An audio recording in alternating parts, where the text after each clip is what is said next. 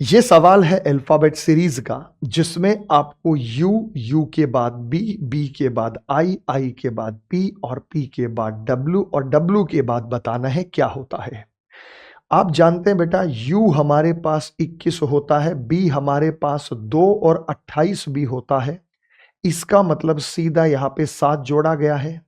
अगर मैं 2 में 7 जोड़ू 9 होता है, 9 में 7 जोड़ू 16 होता है, 16 में 7 जोड़ूंगा 23 होता है, और अगर हम 23 में 7 जोड़ देंगे तो 30 होता है। अक्षर 26 होते हैं, अगर मैं घटा दूं तो 4 बचेगा और 4 पर डी होता है। 4 पर डी होता है तो ऑप्शन नंबर ए यहां पर इसका सही उत्तर होगा। तो इनके बीच में किसी न किसी आधार पे जोड़ा या घटाया जा सकता है।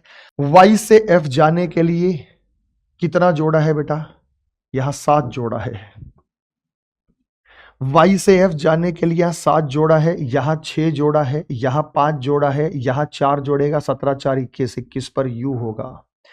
तो ये भी गलत हो गया, ये भी गलत हो गया। यू में 3 जोड़ा है, 21 और 3 24, एक्स में 2 जोड़ेंगे, 24 और 2 26, 26 पर जेड होगा। You Z option number D Delhi आपका यहां सही उत्तर होगा। जब भी छोटे और बड़े अल्फाबेट या नंबर नजर आ जाएं और घटता बढ़ता क्रम हो तो मान लीजिएगा वहां पर 2 सीरीज हैं। 2 सीरीज कैसे हैं? देखो, Z से छोटा S से फिर W आ गया बड़ा, तो Z 26 होता है। ऑल्टरनेट देखो, W 23 होता है। ऑल्टरनेट देखो तो T 20 होता है, तो Q 17 होता है। तो यहां 26 में से 3 गए, 23 में से 3 गए, 20 में से 3 गए, 17 में से 3 गए, 14।